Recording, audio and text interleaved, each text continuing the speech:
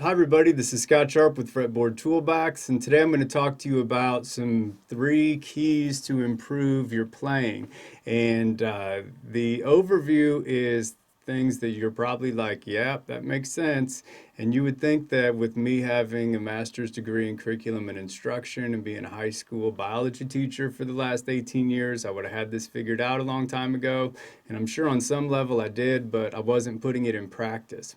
So, what are those three things that we need to think about? Set clear, specific practice goals. Improve the quantity of time you put into practice, so practice more, and improve the quality of time that you put into practice or the quality of your practice time. So, make sure the things that you're doing are worth a lot. So, let's take a look at each of those and I'll tell you some thoughts I have on them. So, setting clear, specific practice goals.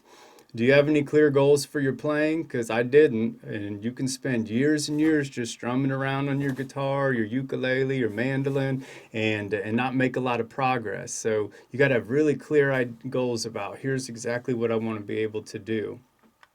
And you got to assess where you're at as a player to figure out what your goals should be. So, what are you already good at? What do you want to be good at? Where do you want to be as a player? Who do you want to play like?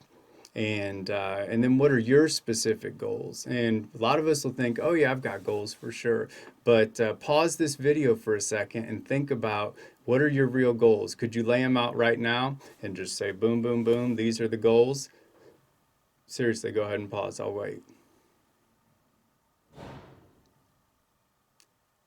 Okay, so if you tried that, you probably saw, wow, maybe it was harder than you think. Maybe you already do have goals, and so that's awesome.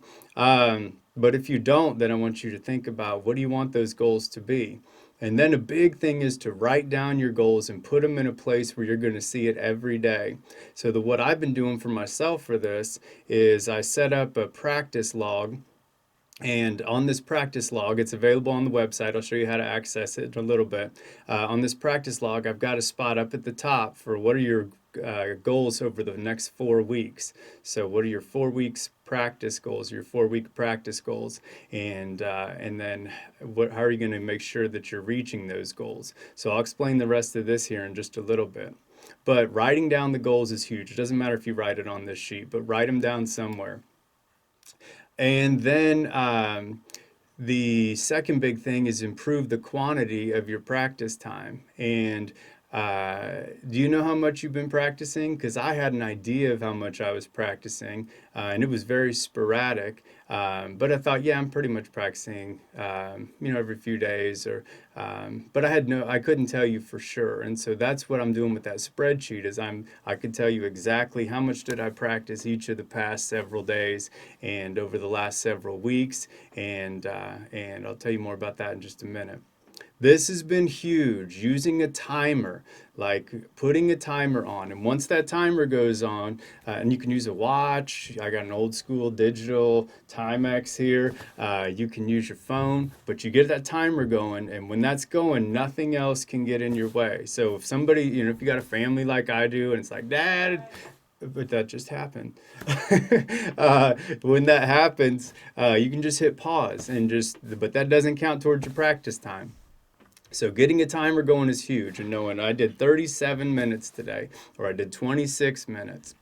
And then recording that practice time on that kind of practice log has been so cool for me. I've got these practice logs set up so that anytime I put in this is the amount of minutes here, this is the date. On tomorrow, if I put in 45 minutes, that'll turn green. The box will turn green. And what I'm trying to do is put together as many green boxes as I can. And I went to Colorado to go see my folks. Okay, so I didn't play a couple times then. I should have. I've got a guitar there, but I didn't. So, but at least I can see. Yeah, here's what I did. Here's when I was practicing, and then this calculates your hours per week and the days that you practiced over that 7 day period, and you can see those change over time. And then down here we can see how many average hours you're getting per week and the total hours you practiced, and then how many days out of the 28 did you practice. And I got a little section here for thoughts and reflections on the practice time. So this, I can't overstate, like putting together those green boxes and just putting a string of them up is really powerful. And instead of like, oh, I don't feel like practicing tonight, it's like, I don't want a big white space in my practice log. And so, like I said, that's been really huge. And then practicing daily is enormous. Like, if you want to be good at anything, you got to do it every day. I'm working on Spanish right now, and I have been for 20 years, and I can say lots of things, but I can't understand very well. And it's because I wasn't practicing I wasn't practicing listening. So now I'm recording how much time I'm listening to Spanish every day, and I'm putting in 30, 40 minutes, and it's already making a huge difference over the last couple months. I'm using the same kind of practice log for working out. I never wanted to work out. And now that I can put those green boxes up, I'm using the exact same practice log. And then it's like, okay, I got to make sure I get my workouts in, or I'm going to be bummed out that I didn't get that taken care of. And then the last big thing is the quality of your practice time. So make sure you're focusing your practice time on goals and not just what's easy. If we're good at playing, the Eagles on guitar, then it's fun to just sit down and play the Eagles. And that's awesome, but don't count that towards your practice time. If you've already got it down and you can play Hotel California all day long, don't count that as practice time. Practice should be something that's like, if you're right here, it should be something that's at this level. If you're here, that's fine, but it should be something that's at this level. It should always be just a little bit above where you're at right now. So make sure that the stuff that you're practicing, the quality of what you're practicing is high, because that will make all the difference. It's too easy to just play what we're already good at. And then I mentioned this a little bit earlier, make your practice time sacred. Like the 30 minutes I'm practicing on guitar, I'm just playing guitar. And if the kids holler, or my wife needs something, no big deal, I'll hit pause, but I'm going to get 30 minutes. And when I'm practicing, I'm not checking emails. I'm not like, oh, I got a notification, I better look at that. Or like, I wonder if there's any cool guitars on Mandolin Cafe Classifieds.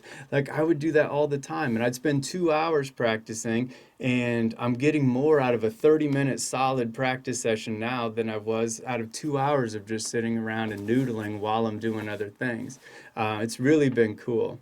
And like I said, I've been a long time 18-year teacher. I should have known that, but I just wasn't putting it in practice.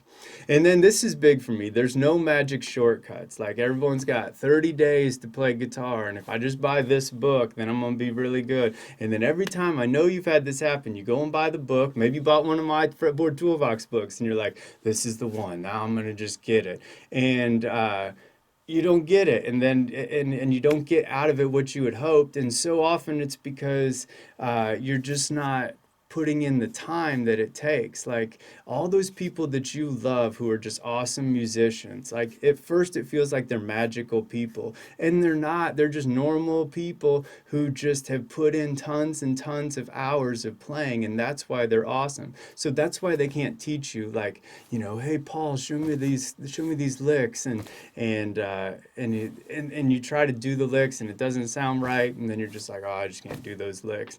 And it's like, well, they can't give you those licks because you got to put in hours and hours and hours and hours. And that's why they can't tell you how to do it, because they just put in tons and tons and tons of hours and then got that good.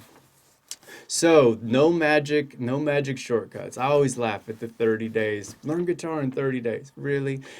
Even if you're amazing. Maybe get started in 30 days. Maybe they got a good program for like making good progress, more than average 30-day progress. Okay, that's fine. But you're not going to know guitar in 30 days. And then the last thing I've been hitting at the whole time, and if you just want to play much better, which I do, play much more. And so that's what I'm doing. I'm putting into practice the stuff that I know is right. And it's already just a few months of really recording those things on the log is making a huge difference. So, if you want to download that practice log and try it out, and remember, you can use it for Spanish, you can use it for working out, you can use it for guitar, ukulele. Just set up different ones for anything that you want to practice. And anything you want to be good at, anything you're disappointed with your performance in, it's because you're not putting enough time in. So keep putting in the time, and have clear goals, and put in the time and log it, and awesome stuff will start to happen. So to get to that free practice log, you go to the Fretboard Toolbox website, you go to free tools, 3 keys to improving, and a lot of the stuff I was talking about today is down in here, and some more of my thoughts on it if you want to read those. Quick little quote from Louis Armstrong: "If I don't practice for a day, I know it. If I don't practice for 2 days, the critics know it. And if I don't practice for 3 days, the public knows it." Like, that's a master saying that if I don't practice every day, then people are going to notice it. He's going to notice it.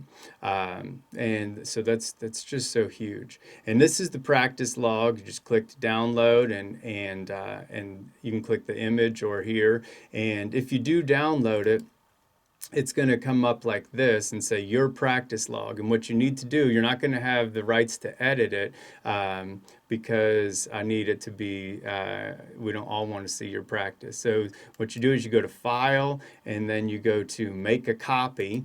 And then you can name it your ukulele practice log, your whatever practice log. And I think that that'll work then, and then you'll be able to edit it. And if not, we'll get it all figured out so that we can. But again, the big deal is just playing all the time. This video is just a placeholder right now. The video I'm making right now is going to be in this box by the time you check it out. So anyways, I hope some of those ideas are helpful. Again, the big thing is clear, specific practice goals, improving the quantity of how much time you're practicing, and improving the quality of it. And then awesome stuff will start to happen. So I'll have lots more videos coming on lots more instruments. So thanks for taking a look.